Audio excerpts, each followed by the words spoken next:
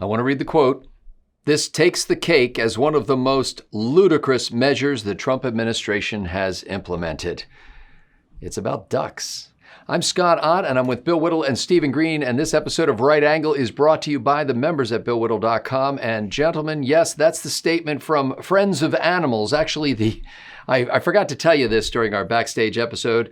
I want to get her name correct. The president of the group Friends of Animals, her name, Patricia Farrell. F-E-R-A-L. What is this, a Dickens novel?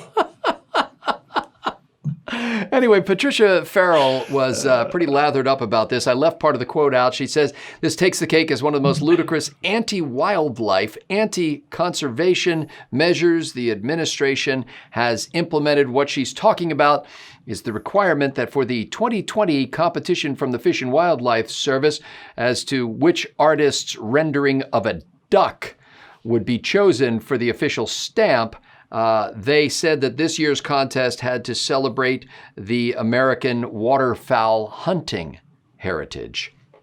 This is the horror, Stephen Green, that has happened. It was actually, the contest was won by Richard Clifton, and Mr. Clifton actually painted a picture of a little duck floating next to some reeds, and the hunting theme was pulled off by him having a couple of wooden duck calls kind of floating in the water, like somebody dropped the duck call, or maybe the duck killed the hunter. That's what it sounds like to me, yeah.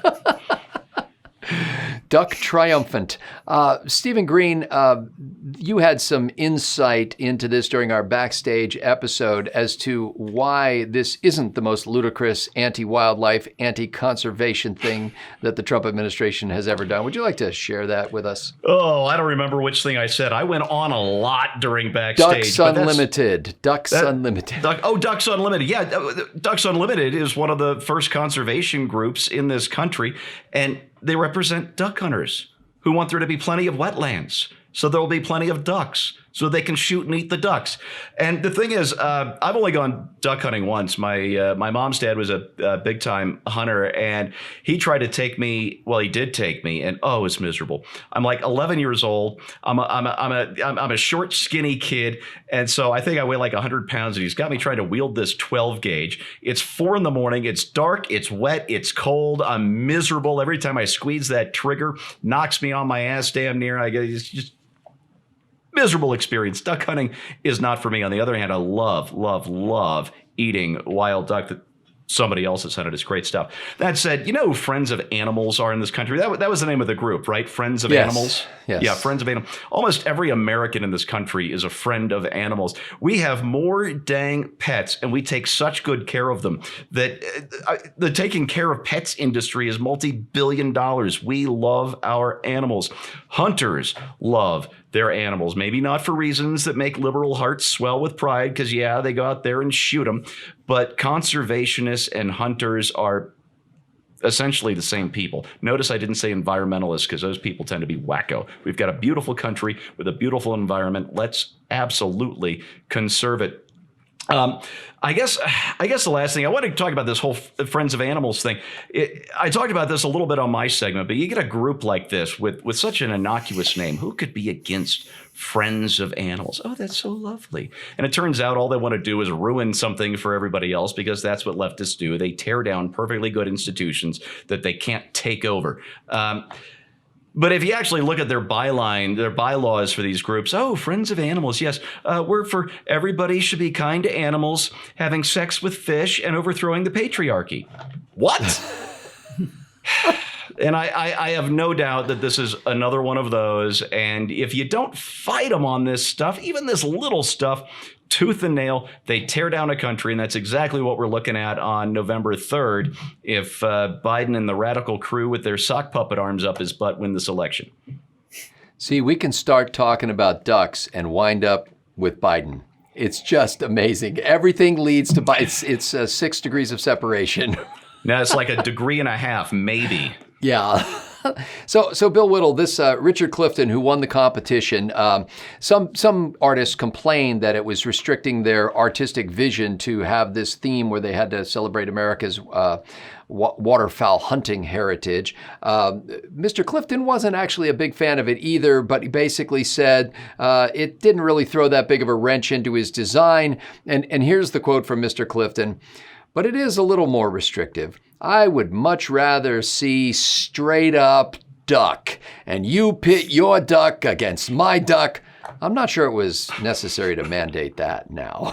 So, Bill, do you think that the Fish and Wildlife Commission should steer clear of the hunting issue because it's so controversial? Well, it sounded like they kind of steered clear of it anyway. You said there are no weapons on the stamp, right? It's just like ducks. It's a duck call. And duck calls? Yeah, a couple of duck calls, yeah. Maybe there's a Seawolf class attack sub out there in the pond someplace. One of those reeds is actually a periscope. Nuclear torpedoes inbound. Why take chances, You got to get them. It's either them or us, man. It's them or us. The whole painting is actually on the back of a Navy SEAL who is just below the surface of the water. That's right. That's exactly right. From behind, none of the other ducks know. Once again, it seems like sometimes all I do or should do is point out what's not in the frame, what's not being talked about. Airplanes didn't crash today. That's important when you think about your chance of getting killed in an aircraft. So let me point out something to our friends here in Friends of Animals. If there were no hunters at all, if you're just banning hunting, then when the ducks got to be a certain age, they'd retire to their duck retirement home, and other younger ducks would fly overhead and drop bread for them to eat, because that's how it happens in the real world. The thing, when you come down to the hunting issue, the thing that never, ever, ever is shown or talked about is what happens to animals that are not killed by hunters. And you're inclined to think that, as Steve mentioned, that they're taken care of like pets, like they pass away, quietly surrounded by their family, with a full rich life behind them. But that's not how it happens. They're torn to pieces by other animals. They're eaten alive. All of them are eaten alive. Nature is red in tooth and claw, and we don't see that. And if you were to watch a few videos of a duck being eaten alive by some predator or something, an old sick duck, or if you've ever seen,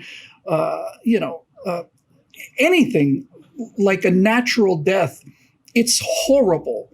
It's absolutely horrible. And it's not like, well, geez, it really is a binary thing. An animal in America anyway is either going to be killed by a hunter instantly or very nearly instantly, or that animal is going to be eaten alive by something else. They do not retire to old ducks' homes, and they don't live a quiet life on the porch watching the sun go down with their partner of 40 years. It doesn't happen that way. And because we never see these things, all we see are just this burst of feathers and this boom. We think, wow, if he hadn't shot that duck, that duck would be fine. Duck could probably live a little while longer, but it's not going to go well. And this is something that is just constantly sanitized out of our culture. We never look at these things because we never see them. But I've seen videos of animals being eaten alive, and it's the most horrible thing I've ever seen ever. And watching an animal being eaten alive by another animal, the first thing I wanted to do was wishing I had a rifle so I could put that thing out of its misery. And I hate to be the person to bring this up. Maybe the answer for the duck thing should have just been like a red splatter effect, or like just a pink stamp representing the pink mist, But seriously, I actually think the best answer would be to pick a picture of Daffy Duck with his beak blown back, and the gunpowder explosions, and then you get the duck and the hunting in there, and all the controversy goes away. It's sad and ironic and humorous at the same time that the very people who were so outraged at the idea that we would celebrate the American waterfowl hunting heritage, without which, frankly, waterfowl, did I say waterfall? Without which a lot of this country would still be unsettled if you didn't have the ability as you were traveling across the country to be able to shoot game and eat it. We couldn't have left home. That, at the same time, these people living in their suburban subdivisions that was once a field that was probably a little bit of a cornfield and a little bit of a wetland, which was a great habitat for all kinds of animals, including ducks. And that person who's now living in that little HOA neighborhood is outraged that somebody is celebrating that waterfowl hunting heritage. The Fish and Wildlife Service sells about 1.5 million of these stamps each year. As of 2019, they had generated $1.1 billion for the preservation of over 6 million acres of waterfowl habitat. Think it through, will you? Before you have a knee-jerk reaction to things you think you shouldn't like because you think your friends wouldn't like them, think it through and wonder what this country would be like if hunters had a little more say in how land was distributed and cared for. You'd see a lot more of it unblemished, and you'd see a lot more wildlife as well.